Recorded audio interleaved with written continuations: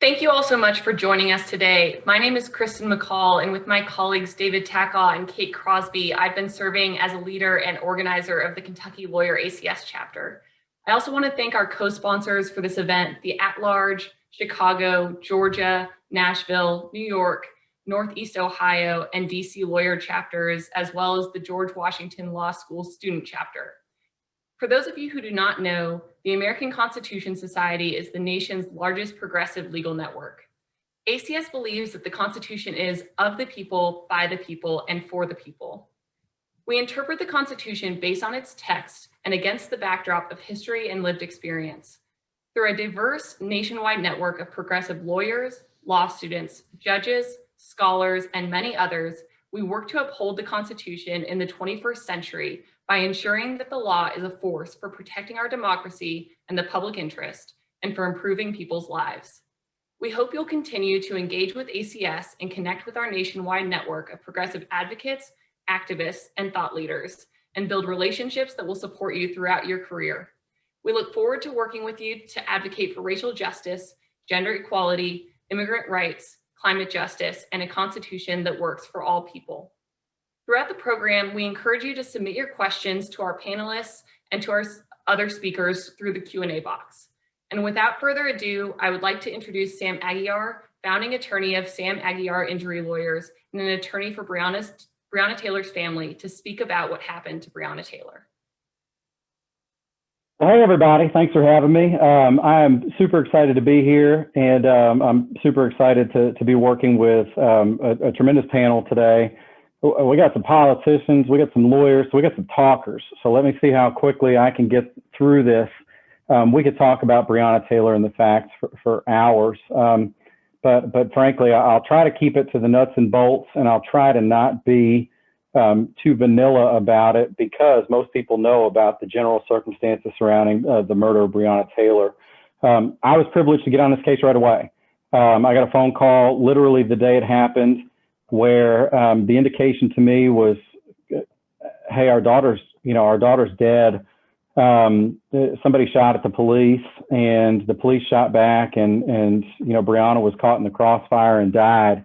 And obviously right there, as an attorney who handles civil rights cases from time to time, there were some red flags right away that made me a little apprehensive to learn more about the case. You hear that fact pattern, it's like, whoa, you got some cops that are shot at, they shoot back, they're justified, it's self-defense claim, and this is a tough case right here. And with the onset of COVID and everything else, we knew that it was going to be a situation that would be even tougher.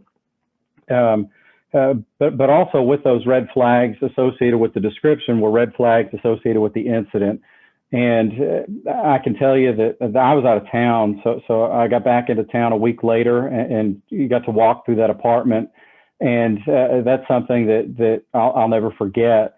There were bullet holes everywhere, and I mean everywhere. We're talking about a 900 square foot apartment, and at least to date there have been disclosed 34 gunshots.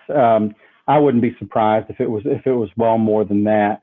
And we're walking through, and you got these bullets in every room.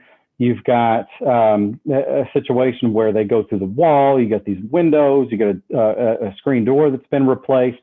And you start wondering, what the hell happened here? Why did they need to fire so many shots, and what went down? Fast forward, we've got COVID going on for a couple of months. We're sending out open records requests. And one of the things that I've been fortunate enough to acquire in these cases are good sources. And so, you start asking questions, and you start hearing, hey, one guy apparently shot outside blindly. He didn't know what the hell he was shooting at. You hear another one that says, hey, you want to look into this search warrant and why they were there to begin with. And you start hearing some misinformation come out. Brianna was allegedly asleep, according to a lot of people walking through the apartment. You could see that wasn't the case. But you also don't see any blood in the front where this officer was supposedly shot in the femoral artery, and you start wondering if the story really adds up. So we started doing some due diligence. We knew as soon as we sent out an open records request for information, and we got a lot of pushback that this was a lot more than what we were being told. Come to find out that this was a situation that the story certainly didn't start on March 13th. or even March 12th of 2020. It was a story that started to take place in December. And what you find out is that there was a couple of houses across town, well far away from Brianna's place, where there were basically a police unit was formed to clear this house out. It's part of a development that's going in. So there's a lot of components to this case, with gentrification being one of them. And then you start to see some of the really rogue and aggressive police tactics that were taking place to try to force these people out. Brianna happened to be the ex-girlfriend of the main target that they were going after, and they ended up really going covert with this guy. They had a pole camera on him, watching him 24 hours a day. They put a GPS tracker on his vehicle. One of the things that didn't really come out, that I'm surprised it wasn't a bigger story, was that they were getting search warrants to ping and have a pen register on his phones, but they also got one for Brianna's phone and misrepresented to a judge that it was Jamarcus Glover's phone. So basically and also, they were getting search warrants for his vehicle. They were getting all these other search warrants. And the search warrant that everybody's heard about for Breonna Taylor's home on March 12th that misrepresented that a U.S. postal inspector had verified that suspicious packages were going to Brianna's home. They're being picked up by Jamarcus Glover. That was actually put in 3 different search warrants beginning in February. So one of the things that's ongoing right now is an FBI investigation, and we're really monitoring that.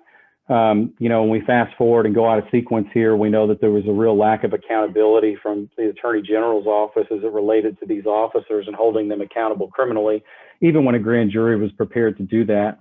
We're really hoping that the FBI cracks down on federal civil rights violations. So Brianna Taylor is at home. The records and documentation show, and obviously LMPD knew this because they were monitoring her cell phone without telling anybody, that she had become serious with another ex-boyfriend shortly after Valentine's Day. She didn't have any contact with the ex-boyfriend, and she was really out of the equation. But for some reason, something happened to where these LMPD detectives in this unit decided that they needed really to get a warrant on her place as a contingency for that night, because Jamarcus Glover was bouncing around from different places. And to this day, we think that was just a backup search warrant. On that particular night, they did have somebody that was surveilling the home, and they would have identified in surveilling that home the presence of a black male. They would have identified the presence of a black Chrysler 300, which happened to match one of the suspect's vehicles by coincidence. And certainly we think that's why they ended up hitting the house. Jamarcus Glover was MIA at about 11:30 that night. He was actually at the mother of his child's house. And we think that because of that, they went into panic mode.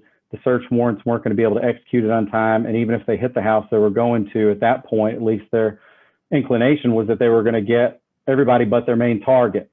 There's certainly conflicting stories. By the end of the day, between the FBI, the Attorney General's office, LMPD, and our office, there are 37 neighbors that will conclusively state that they never heard these officers announce themselves before making entry into the house. And we've also gone through a study of where 70 different search warrants were evaluated by a PhD student at the University of Louisville. He was following plainclothes narcotics detectives with their consent, and they went 0 for 70 on knocking before they actually hit the door with the ram. So we feel pretty good about the fact that there was no announcing, because that's their pattern and practice. And frankly, I think these officers, if they ever told the truth, would say that they don't feel safe announcing themselves beforehand. They'd rather just announce concurrent with the ram. I don't have much time here. So frankly, I could keep going, but the rest is, I don't want to say history, because certainly there's a narrative that's out there that isn't 100% conclusive in terms of facts. We know that officers made entry. We know that a shot was fired. We know that 33 were fired in return. We know that at least 10 of them were fired, because we ended up hiring our own ballistics expert, one of the best in the country in Arizona. So we know that at least 10 of them were fired at Brianna in her direction while she was going to the ground and while she was on the ground. We also know that under Kentucky law, these officers don't get a self-defense protection if they're required to knock and announce and don't do so. Basically, at that point, because they're not authorized under the law to make entry without announcing, they're considered the initial aggressor. And that's one of the situations here, I guess, from a constitutional perspective, and we look at the Fourth Amendment in particular, that we've got some issues with. And to be clear too, I guess, to clear up any sort of factual discrepancies here, there's no dispute that that search warrant was initially obtained as a no-knock search warrant. We could, again, talk for hours about no-knock search warrants. There's no dispute that it was converted to a knock and announce warrant prior to entry being made into the home. There are so many other elements of this case that we could talk about. There are so many other factual, pieces of information that are probably worthy of discussion. But I'm going to go ahead and defer to my colleagues. And certainly when the Q&A time comes, my role in this case primarily was to be, the architect, behind the scenes, the litigator, to really discover all the facts. So I could clear up anything that y'all need later on. And with that, I will turn it over, and thank you for having me. Thank you so much, Sam. And now I'd like to introduce Jamiles Lardy, who is a staff writer at the Marshall Project, who will be moderating our panel. Hey, everybody. Thank you so much for having me here. As a storyteller by trade, I just want to start by saying how important I think it is to start with Brianna's story before we jump into today's topic, which is reform and looking ahead and moving forward. We have a very distinguished panel here that I'm going to introduce briefly before we get into the discussion, starting with Cami Chavis. She's got a lot of titles here, so give me a second. Associate Provost for Academic Affairs, the Director of the Criminal Justice Program, Professor of Law, and ACS Faculty Advisor at the Wake Forest University School of Law. We have the Honorable Lisa Madigan, who is a partner at Kirkland & Ellis LLP and the former Attorney General of the state of Illinois. And then we have the Honorable Attica Scott, a Kentucky state representative and a sponsor of Brianna's Law in Kentucky, which I'm sure we're going to speak more about. I'd like to first turn to AG Lisa Madigan on what do you think the role of state AGs in police oversight and accountability currently is? Obviously, it varies from jurisdiction to jurisdiction, but what is it today, and what should it be? So that's a terrific question, but let me start by saying thank you to ACS for organizing the panel, and thank you to everybody who's here participating in the panel as well as watching for demonstrating your commitment and your interest to extensive police reform, which I think we can all agree is absolutely imperative across our country. To directly answer your question, state AGs, for the most part, over the years, have really been one step removed from a lot of the reform efforts that have taken place. And partly the reason for that is historical. So in 1994, in the aftermath of the brutal beating that was captured on video of Rodney King in Los Angeles, Congress passed a law that gave the authority to the U.S. Department of Justice to engage in pattern and practice investigations. And that has been used over, well, I'd say probably approximately 70 times since 1994 through 2017. And so for the most part, when there were demands from the public, when there were incidents that cried out for investigation, you really had the ability of somebody from DC coming in to a jurisdiction and being able to conduct an independent investigation. The authority that the Department of Justice had, in addition to being able to investigate, also gave them the ability to resolve circumstances when there were constitutional violations that were found. And so that is what we saw time and time again, with consent decrees being entered around the country in jurisdictions where there was a need for police reform.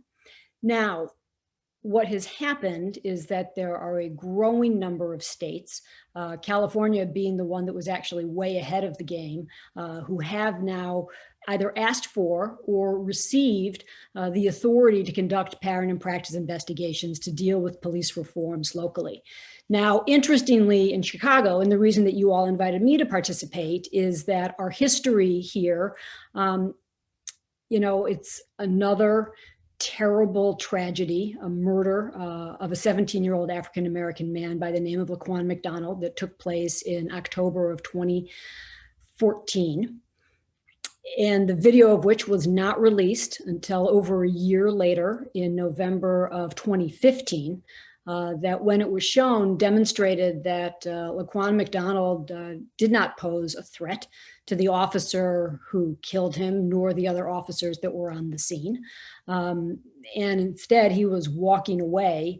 And it was really at that point, and it was that video that, you know, even though there had already been 50 years of well-documented, well-known police brutality, use of excessive and deadly force, primarily against African Americans, that video demonstrated, you know, it was no longer a he said, she said situation, but it was truly a he said, but we all saw what happened situation. And so in the aftermath of that video being released, the Department of Justice did agree to come to Chicago and do an investigation, pattern and practice investigation of the Chicago Police Department. But a week after they issued their findings, their report and their recommendations, the administration changed. And when President Trump came in, along with Attorney General Sessions and later Attorney General Barr, they announced a change in policy that in essence said policing matters should be dealt with at a state and local level. And so, you know, what they really did was essentially abdicate their responsibility under the law to go in and to do these pattern and practice investigations that will result in consent decrees and lead to meaningful police reform. And that's where, as the Attorney General of Illinois at the time, I stepped in to say, we have a moral imperative here. We have a report from the Department of Justice that has approximately 100 recommendations for reform. We have a public demand for real change. And we engaged in a lot of research, but also a battle with the city of Chicago and the mayor to make sure that instead of entering into what we learned was going to turn out to be a legally unenforceable memorandum of agreement, that I ultimately was put in the position of having to file a lawsuit against the city of Chicago so as to force negotiations around police reform in the form of a consent decree. That we did over a period of a little under a year. We released it to the public. We had community roundtables, and we should talk more about some of the public engagement as we go on.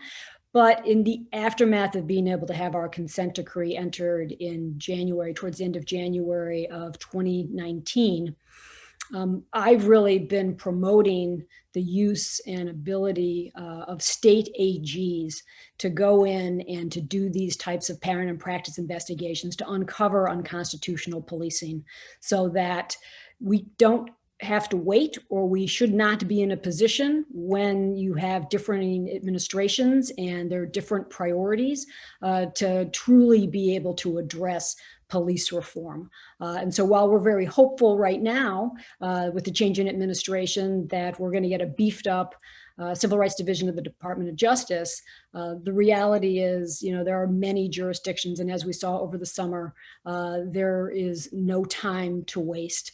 Every day that we go without meaningful police reform is another day where people are potentially going to lose their lives. And we don't want to see that happen in this country. It is unconscionable. Thank you. And let me ask you this. Now, what is the connection, and I suppose the disconnection between patterns and practices investigations and the investigations and potential criminal charges of specific critical incidents, right? I think about, for example, the Ferguson report, which was in fact 2 reports, right? There was a report about the interaction between Mike Brown and Darren Wilson that day. And there was also a sort of broader report that talked about the relationship between the department and some of the ways in which policing there was unconstitutional and was contributing to this revenue, generating system, right? So an individual act of potentially unconstitutional or maybe criminal policing does not necessarily have to occur in the setting of a pattern and practice of unconstitutional policing, right? Right. And I think, unfortunately, what we've seen over the years is there will be, a crime committed. There will be an excessive or deadly use of force in some way. And again, it's handled as a one bad apple circumstance, or one thing went wrong in this situation, as opposed to the pattern and practice.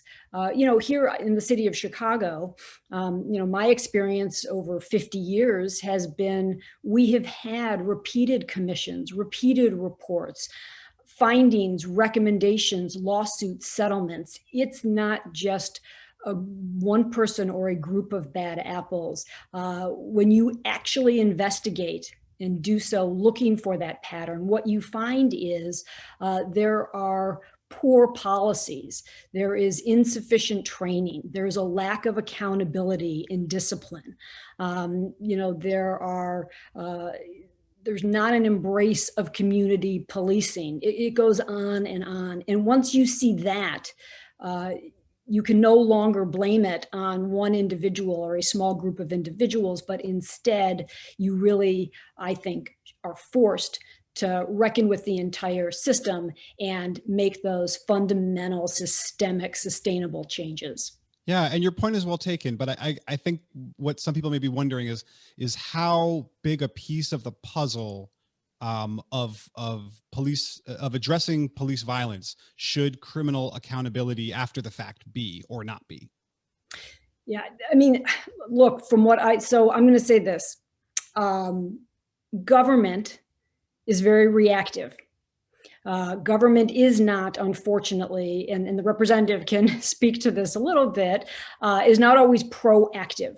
And so, unfortunately, it has taken these terrible, in the videos, right? The evidence of these terrible murders being committed by law enforcement officers to force change. And the real change has also only come about when the public has been engaged, when they have been in the streets and they have demanded reform.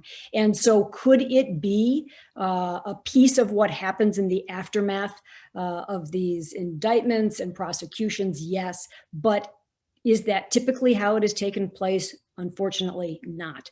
And so now we're in a circumstance where, the murder of George Floyd, the murder of Breonna Taylor, the murder of Laquan McDonald, and so many other people, it's been deemed intolerable by the majority of our society. And that is what is going to drive this real change in policing.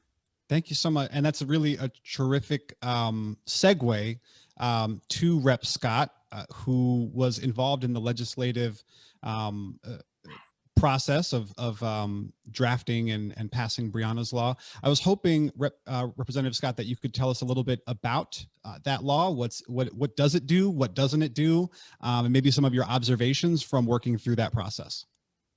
Definitely, and want to affirm my friend Sam Aguiar and the work that he's been doing. We go way back, and I'm going to be one of those people who says we've been trying to do this work for a long time and people just wouldn't listen. My first session in our state legislature, before I even had a chance to take a sip of water, Sam was contacting me and saying we need to work together on some legislation around independent investigations of police shootings. So I do want to say that Brianna's law in Louisville, Kentucky, passed unanimously on Louisville Metro Council back in June. I and Sam and other folks, including the ACLU of Kentucky, are working on Brianna's law for Kentucky to cover the entire Commonwealth. So the bill hasn't yet had a hearing in committee. We go back for part 2 next month. But really it grew out of the movement for justice for Brianna Taylor, a movement that has seen more than 700 people like myself and my daughter unjustly arrested, a movement that has seen us on the second night of protests back in May, tear gassed, and in June, hit with long-range assault devices. In July, experiencing being kettled by police. And in August is when we filed Brianna's law for Kentucky. We currently have nearly 5,000 community co-sponsors. We wanted to do something different with legislation that we've never done in Kentucky before. And it was really inspired by Senator Kearney in Pennsylvania, who also filed Brianna's law, but to get community folks to say that, yes, we need this in Kentucky. So nearly 5,000 people have said that. And we also have 13 legislative co-sponsors who've signed on to Brianna's law. And what Brianna's law would do is restrict the use of no-knock search warrants. It would also mandate video recording of when search warrants are being issued, and it would also require officers to go through alcohol and drug testing after shooting or other violent incidents. So those are the three main components of Brianna's law. We're working right now to get the bill heard in committee and then on to the House floor for passage. We also know that we have some different realities here in Kentucky that maybe some other states have. We have a legislature that's deeply rooted in institutional and systemic racism. No member of the Legislative Black Caucus has had a bill heard in going on 3 legislative sessions now, so 3 years. And we also know that, at least in my research, there's not one piece of legislation in the Commonwealth of Kentucky that bears the name of a Black person. And so to have Brianna Taylor's memory and legacy to be codified with Brianna's law would be huge, and we've never had that before. So we know that we are up against all of that. We also know that we're up against a system that decided in September to arrest me and my daughter for fighting for justice for Brianna Taylor, charge us with a felony rioting charge, Class D felony. Class C felony, the same as one of the officers who murdered her. And we spent 10 times as much time in jail than he did. So those are our realities that we face. I will continue to work with Sam and other folks on Brianna's law for Kentucky. As my daughter reminds me often, we don't move in fear. So we're going to continue to keep pushing forward and pushing onward with everlasting resistance. We know that there's much more work that has to be done besides Brianna's law, but we also know this movement for justice for Brianna Taylor includes protest, it includes policy, and it includes politics. We already have folks who've been out on the front line who are planning to run for office in 2022 because they see that we can't wait on or depend on people who are part of the status quo to liberate Black people, because that's not how it works. And we also know that we've got some real work to do around policing. This is a system that was never designed for Black people except to keep us enslaved. So we're working on issues like what it means and what it looks like to defund police, to reallocate those funds to meet the economic and social needs of communities and dismantle this racist system that is killing our people. So that's where we are in our work on the front lines for justice here in Louisville, Kentucky. Thank you so much. And so the bill that you are currently working on, what are the limitations on no-knock raids under that legislation? So for us, we do allow for exigent circumstances. So circumstances where, for example, a child might be held hostage, or it might be a domestic terrorist situation. But for drug offenses, for a no-knock search warrant for drugs, we removed that. We have a restriction on that in Brianna's law for Kentucky because, quite frankly, law enforcement officer's life shouldn't be in danger, and the person whose home is being invaded shouldn't be in danger because they might be trying to flush some evidence down the toilet. Yeah.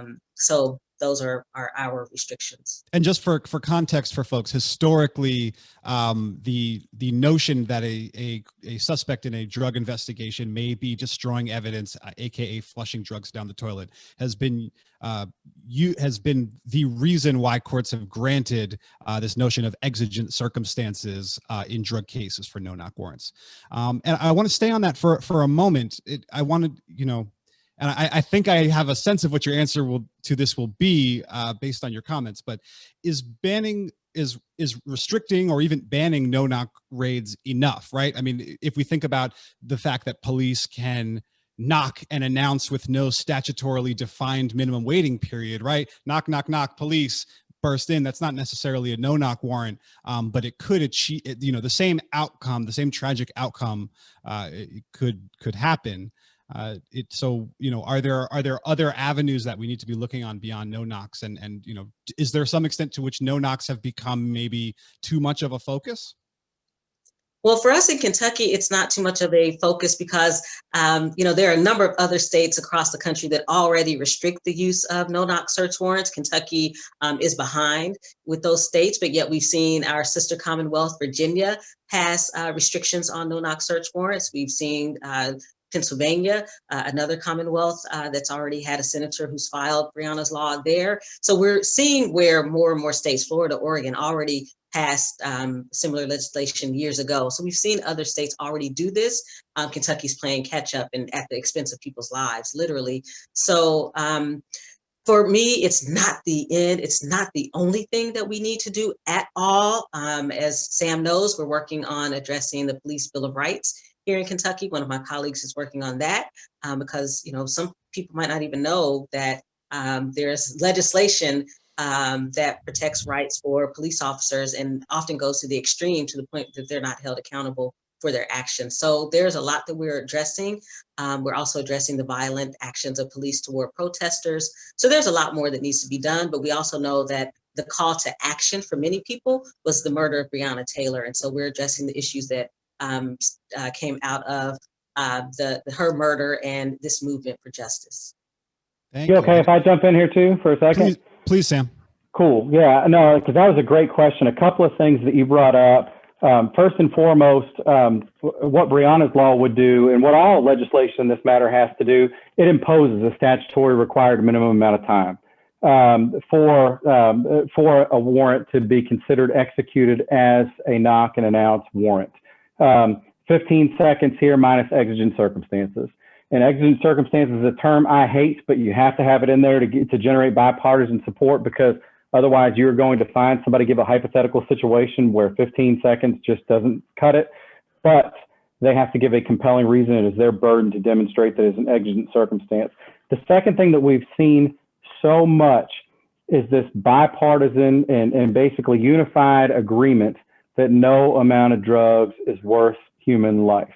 And I think that that is a phrase that people need to keep emphasizing when they are acting as proponents for search warrant reform, because once you put it in perspective and once you realize that you're going into these houses, and Brianna's law also goes into seizures, things along those lines, because a lot of the motivation, unfortunately, with nefarious cops is that they're going to go in and hit a gold mine of drugs and cash, and that maybe only some of it's going to get reported. But you have to keep emphasizing no human life is worth any amount of drugs. So I think that right now is kind of the governing theme that we're trying to remind people of, that we are going in Louisville alone, we're going into over 1,500 homes a year because we think that there's some dope in there. So 1,500 doors are being broken down a year in Louisville just because they think there's some dope in there. And, you know, Representative Scott and I are hoping that stops. Yeah, and you know, there are a lot of examples of law enforcement officers being shot at, being hurt, being killed, you know, while executing no-knock warrants, especially because there's this, you know, this castle doctrine that we have in the United States. People are defending their homes rightfully, and you know, I'm curious to know from either of you, because, you know, this is not new. This has been happening throughout, you know, since the beginning, since America started fighting the drug war. We've had no-knock warrants. We've had some of the risk that poses both to citizens and to law enforcement officials. Has there been any support from the law enforcement community to pare back the use of no-knock warrants? I mean, has there been any buy-in from those folks that you're aware of? Well, I'll say for Kentucky, yes, we have in Bowling Green, Kentucky, the police chief there has already restricted the use of no-knock warrants. In Glasgow, Kentucky, the police chief there has already restricted the use of no-knock warrants. But the thing is, it shouldn't have to be done piecemeal like that. We have 120 counties in Kentucky. Each one of those municipalities shouldn't have to take it upon themselves to one by one over the course of the next few years address this policy. It should be statewide legislation that restricts the use of no-knock warrants across the board. And so that's why we're working on this statewide legislation. There are police chiefs across Kentucky who do support restricting the use of no-knock warrants, but predictably, the Fraternal Order of Police opposes Brianna's law for Kentucky, and they haven't really given a good reason why. Yeah, the federal government, of course, cannot tell states, certainly not the president alone cannot tell states how to police. Joe Biden did float during the election campaign, cutting off JAG burn grants for departments who did not ban no-knock warrants. Is that something that you think would be helpful? Yes, you take you take the money away from a department, and unfortunately, it's kind of like civil litigation. Did Brianna Taylor, did the $12 million settlement only benefit the family? Absolutely not. It hit the city where it hurts, and it makes them second guess the decisions that they're going to make. And that's a society that we live in. Unfortunately, you got to do whatever you can to show what's going to be a deterrent. It's kind of like other cases where we go for punitive damages. In a situation like this, if you hit them where it hurts, they're going to think twice about doing it again. So yeah, absolutely. Professor, I also find that Sam and I have been working on making sure that law enforcement and the city is responsible for the damage that they do to someone's property. I have other constituents in my district who the police were looking for the wrong people who had moved out of this house 3 months earlier and busted in their door, and then just got to walk away and throw their hands up. And now this family, who's living paycheck to paycheck, is responsible for repairing the door on their house. So Sam's absolutely right. You got to hit those budgets in order to sometimes make people pay attention. Yeah, for real numbers here. The city of Louisville's budget for the fiscal year 2021 is $600 million, give or take. The police budget is $200 million. Brianna Taylor's $12 million settlement, $7 million of that hits the general budget, but that $7 million does not come out of the police budget. So I think that some of the talk nationwide needs to be, hey, again, hit them where it hurts. If 1/3 of your city budget goes towards the operations of a police department, then can't that budget right there shoulder the burden of any settlements that are being paid out of their conduct? Split the baby if you need to, but you need to do something there to show them that they're not going to be able to have their toys or their tanks or some of these other things if they engage in activities like this that take people's lives. Thank you, Sam. Professor Chavis, I would love to turn to you and turn the discussion to independent prosecutors. I'm curious if you have any thoughts on, what is the importance of independent prosecutors in cases of police violence, and what the standards should be for appointing those prosecutors.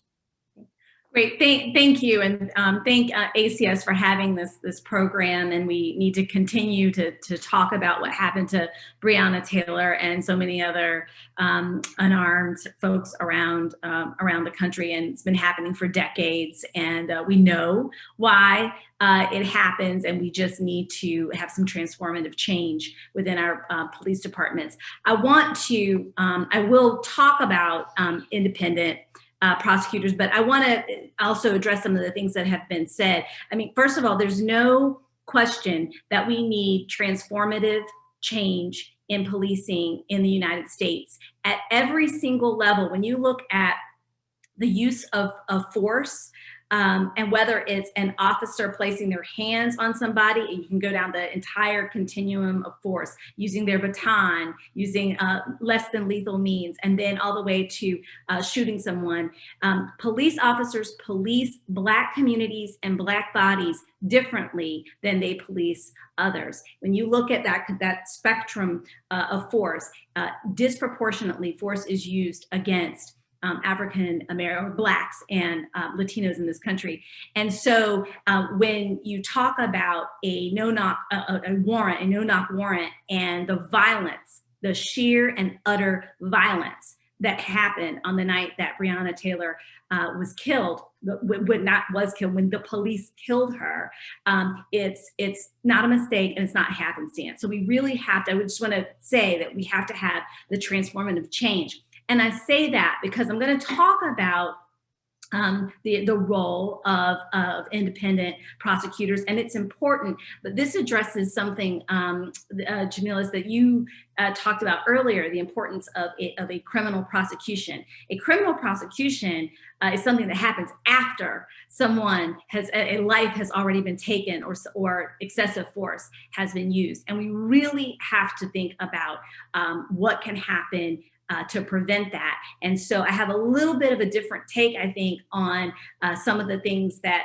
can happen proactively, and some things that we know can work. And it's really rooted in the pattern of practice authority that was discussed before. But when we think about, so when we do think about independent investigations, independent prosecutors, so I think about them as part of just one tool in the entire toolkit of police accountability. And of course, it is important for prosecutors to a lot of groups, including the President Obama's 21st Century Task Force on Policing, recommended that you have independent investigations and prosecutors. So when we think about what's happened in this country, there's a lot of different reasons why people say that a local police department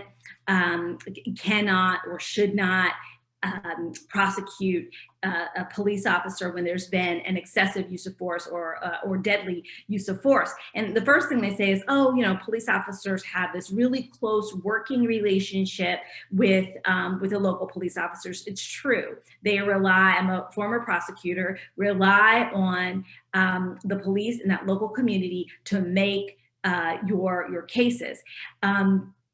But I think that, and so there's this idea that there is an inherent conflict of interest when you have a local prosecutor that's investigating the local police. And also there's the idea that prosecutors have an ethical obligation to refrain from bringing charges they think they can't prove. And so we know that police officers historically have been seen by some members of the community as sympathetic, and I'm using my air quotes, sympathetic victims, or sympathetic, not victims, but sympathetic actors in a situation. And so I think that, and so a lot of times prosecutors are saying, well, if I bring this, I'm not going to be able to secure a conviction, so my ethical obligation. And I think what we see sometimes is prosecutors substituting their own judgment for that of the jury. And really part of this is our culture. And again, it's part of the culture that we have to change to say what Sam was saying earlier. It's not okay to risk the loss of life, whether it's an officer's life or an alleged a suspect's life, when the issue is drugs. So that's another thing. And then the other issue when we think about why it's been difficult to secure convictions in this space, and there are a paltry number of charges that are brought at the state level, and of course a paltry number of even federal prosecutions that are brought when we're thinking about prosecutions for police. But at the state level, their politics, inherently politics are involved. If you are a local elected DA, it is very difficult for you to think about. And this cuts both ways, because we could see it in the Michael Brown death. The prosecutor McCulloch there, he brought the case to the grand jury, and in a form and in a fashion that many of us who study this did not understand. Well, what were you doing? It was so flawed, the grand jury process there. And it's very easy, should be easy to, folks have heard the old adage, you can, a grand jury will indict a ham sandwich. It's because the prosecutor knows kind of what they need to bring in order to secure that indictment. So we see sometimes prosecutors using the grand jury as a shield, and they really get to control the information that the grand jury sees, and so they know what charges are likely to be brought or not. And so it can work that way. There's another way we actually saw in the case in Baltimore in the Freddie Gray case, an elected prosecutor there, and a lot of people a lot of experts have thought that maybe those officers, and because they did not secure convictions, were overcharged in some sense, and was politics involved there. So that is, for all of those reasons, it can be complicated for local prosecutors to be involved in these cases. So, so what do we do about that? And there've been a number of different. Well, I want to talk about the harm, I guess, of having these either prosecutions that are never brought, or these failed attempts with the grand jury. And what happens is, what we really see is an undermining the rationale of criminal law. I teach first year criminal law students, and we spend a lot of time going through the underlying rationale for punishment. You want specific deterrence. If you have committed a crime, I don't want you to commit the same crime again. General deterrence. If you've committed this crime, I can't have everybody else out here thinking that it's okay for you you did it, and so it's okay for them to do it. The same thing is true when we're thinking about police officers. We have to go back to the, so this goes to Jamila's, your question earlier. It is important that officers who violate the law be held accountable, because it undermines, if police officers are lawless, then what can we expect of the general population? And so there's a feeling, there's a feeling that police officers are not asked to, or not properly held accountable through the criminal justice system. So the underlying rationale of criminal law, I always go back to that. And what does this do? It causes an incredible lack of trust, and undermines the confidence that the public has in police and in our entire criminal justice system. And so when people, as I think about having been an actor in the criminal justice system, I see way too many Black and brown people incarcerated for nonviolent, for these drug offenses. But at the same time, I believe that there is a place for our criminal justice system, because when someone does what they did to Breonna Taylor, I would want them to be held accountable under that same system. So we have to do something to maintain our trust and confidence in the criminal justice system. There are a lot of benefits, I think, that again, when you have a more independent prosecution, if you are able to achieve an independent prosecution, and I'll talk about some examples of how you can do that. But when people see that police are being prosecuted and held responsible for upholding, when they're being held responsible for their actions, then perhaps other police officers or police agencies began to think about their practices and transforming their practices. Also, at the same time, I think we can, if you have an independent prosecution, we can avoid overzealous prosecutors who are just trying to satisfy the public, because ethically, that's not correct either. And then, I think having independent investigations and prosecutions can lead to more transparency and trust. And how do we do this? There are a number of and again, this is where I would take issue a little bit with what's been said about, oh, let's use a stick, right? Let's take the money away. Actually, I think it might be more impactful, more effective to incentivize, to give grants. If I were the federal government, and I've written about this before, to give grants, give money for states to create more creative ways to address police accountability. And we have to set a floor. It can't just be anything. But if we set a floor, and the pattern or practice cases have given us so much information as to how we can increase police accountability in our local jurisdictions. Amy, can I jump in for a second? Yeah. I wanted to ask, when we talk about independent in investigations and prosecutions, what from your vantage point is the correct amount of the appropriate amount of distance to make it independent, right? So is getting a DA from the next jurisdiction over, does that work? Or the state AG, or should it be federal? Should we be relying on the federal government to do this? Like where do we draw those lines? Well, so then that's what I was actually going to talk about, the different models that we can use. One model, of course, is removing it up to the state AG's office. But again, if you have a state AG that is elected, and this is the case with Daniel Cameron in Kentucky, that may or may not necessarily get you the level of independence that's going to satisfy the public, to say that there's no inherent conflict of interest.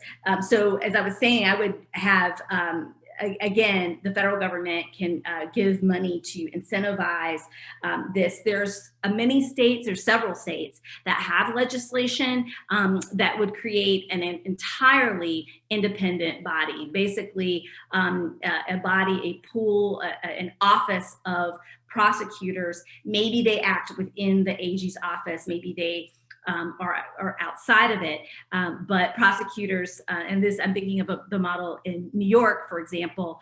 In 2015, Governor Cuomo signed an executive order creating a special office that is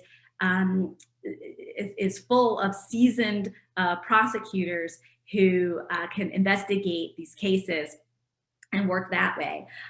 There, of course, having you could appoint a federal prosecutor to enforce the state law. You would need permission from the state to allow those federal prosecutors to do that. But that is another way to do it. I think that Connecticut has another model where, again, it's automatic, where if a police officer has shot someone, then automatically it goes to an independent prosecutor, again, a seasoned prosecutor. But there's some shortcomings of these proposals as well that, I'm happy to talk about in the Q&A. But I think that when we think about this, if you have a centralized body at like a state level, this body can issue reports, recommendations for what they're seeing across the state in these cases. But I guess finally, what I'd just like to say is that, again, there are a number of benefits to these independent prosecutions. I don't think our system is going to suffer more if we have them. I think it would be improved, but I also just want to remind everyone there's so many different components, and an independent prosecution is just one small piece of it. And we really have to have, in order to have the transformative change, we have to have all of these tools working together, and we have to prevent the conduct before it happens. Thank you so much, Kami. I really want to thank everyone for being here. We're not done yet. If you have any questions for our panelists, I'd love it if you could submit them through the Q&A box now. We have a couple that have already come in. The first one is it sort of touches on this this question of oversight and prosecution at the federal level. The question notes that the FBI got involved in the Breonna Taylor case, looking at civil rights violations, but there are a finite number of cases that the FBI actually looks at, absent media attention. How important should, in your opinion, media attention be in whether federal authorities step in? And I'd love to just add a little bit of context to this question. I was one of the reporters on the team at The Guardian who worked on a project called The Counted, where we were keeping track of everyone who was killed by the police in 2015 and 2016. And one of the observations that I made from sort of working with that data, working with those stories every single day, was that there seemed to be not a whole lot of rhyme or reason to which cases sort of captured the public's attention and interest, and which cases just sort of vanished into obscurity with minimal coverage or attention. So that's an observation, but I would love if anyone had a response for our questioner.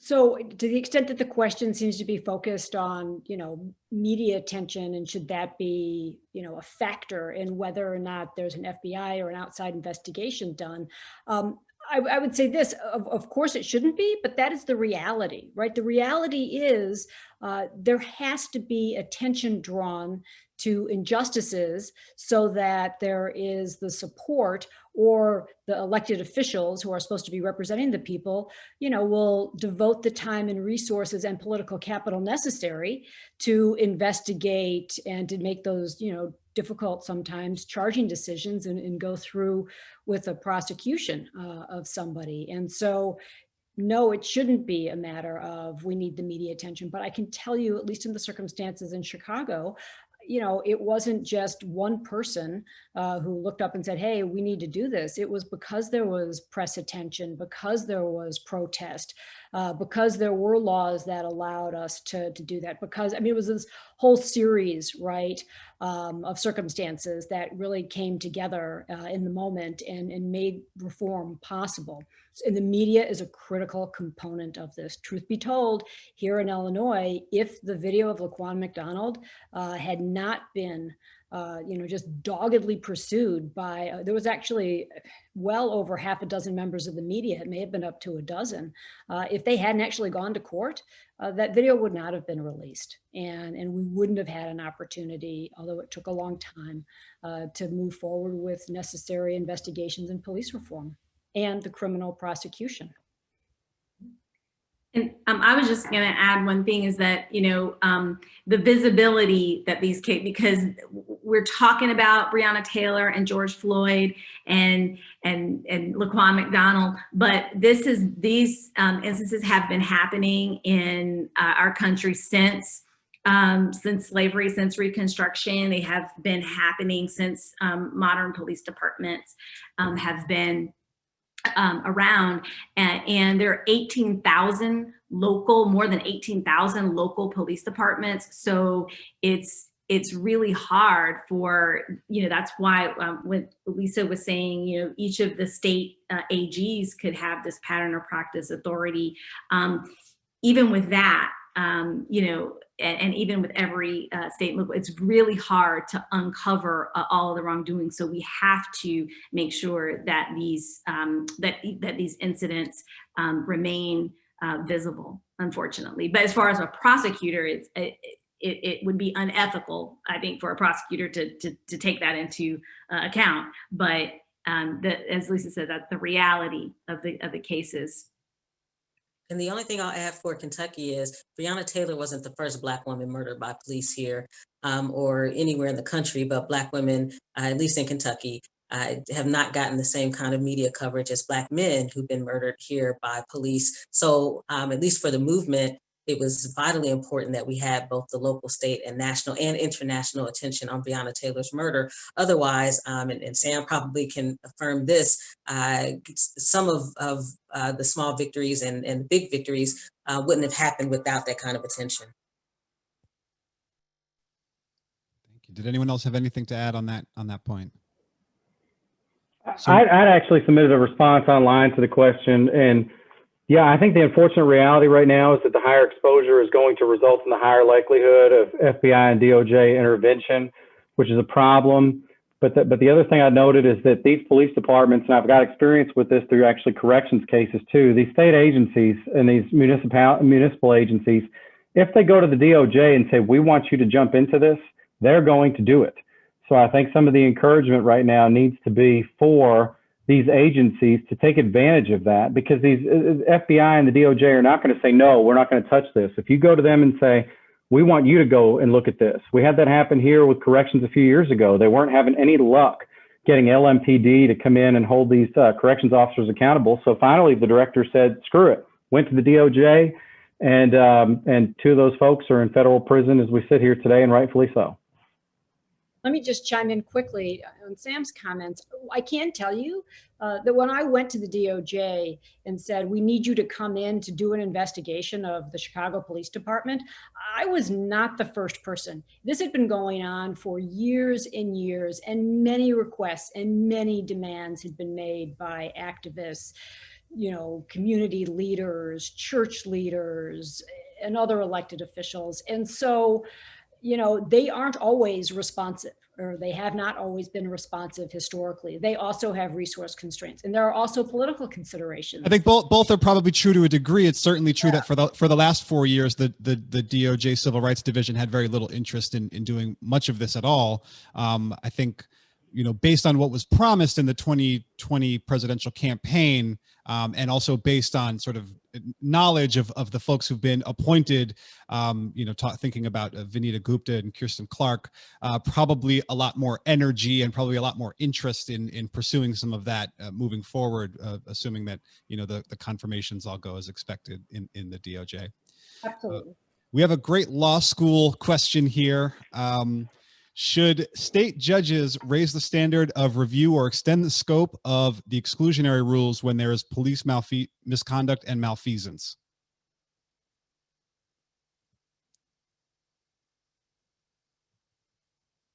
Any lawyerly thoughts on the exclusionary rule?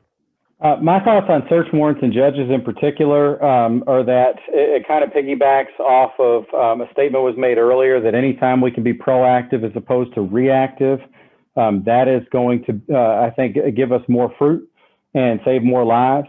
I think where I would like to see the judiciary right now, and it's what we're dealing with here right now, is really look long and hard about what their internal policies and procedures are as to the scrutiny of search warrants and as to whether or not these folks should even be going into these houses to begin with.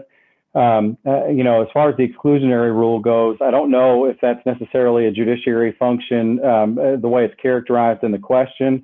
Certainly whether or not the judge is going to execute a search warrant and the policies that are in place with the judiciary in the respective jurisdiction as to the obtaining and execution of search warrants is within their purview. I get it that, if these officers are basically told, hey, even though, you were supposed to knock and announce and didn't, but you got this stuff and it's still going to be able to be presented to a jury. If you take that away from them, maybe it's on their mind, but it's still not going to take away the consequences of that search warrant that maybe could have been prevented to begin with. And just to add, the exclusionary, it was supposed to be a deterrent for police misconduct. I mean, it does not work. And it doesn't work not because it can't. It doesn't work because there's so many exceptions, judicially created exceptions to the exclusionary rule. And again, judges often just kind of, and a lot of judges, prosecutors overlooking police conduct and saying, oh, okay, they said it, so it must be so. But it was supposed to be a deterrent, and it's not. Yeah, and so I have next a grand jury question here, and I think Cammie touched on a lot of this in her section. So I'm going to kind of paraphrase it and add my own question to it. Looking at the Breonna Taylor case specifically, we now have 3 grand jurors who have sued Daniel Cameron, saying that he breached the public's trust and misrepresented key grand jury findings. So, insofar as there is a narrative that dates back to at least to Ferguson, probably earlier, that prosecutors use grand juries to kind of hide behind grand juries in order to not have to sort of publicly make the determination that they think is going to be unpopular or bring criticism to their office. Do you think maybe this case in Kentucky is a turning point for prosecutors using, or some might say abusing grand juries in this way?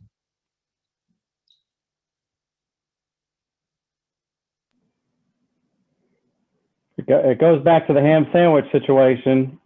Prosecutors can indict anybody they want to indict with very limited exceptions to that.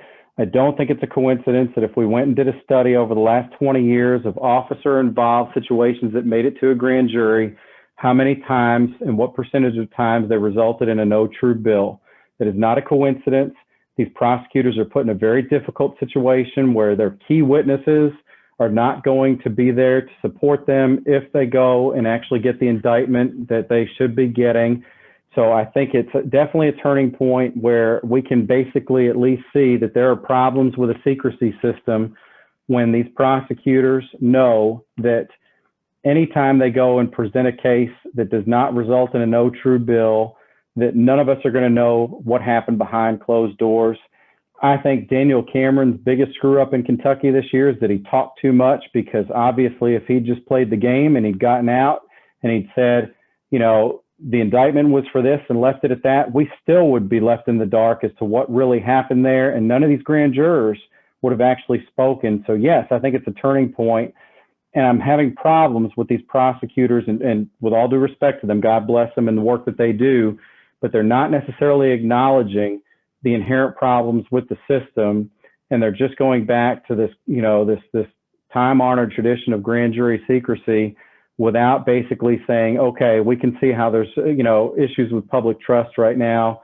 We're really going to lobby for more public disclosure. I just think that this is one of those cost-benefit analysis. And I think when you look at the benefits of taking away that secrecy of the proceeding, jury trials aren't secret, they highly outweigh any of the detriments associated with the secrecy protections. That's just my thoughts. Thank you so much, Sam. I'm going to wrap it up there. We've lost two of our panelists who had to jump to other calls. So I want to thank you on behalf of myself and Representative Scott and the Honorable Lisa Madigan. We have Cammie and Sam still here. I want to thank you again for coming to this panel, for your great questions. I think this was a really fascinating and useful conversation. Hopefully you learned something.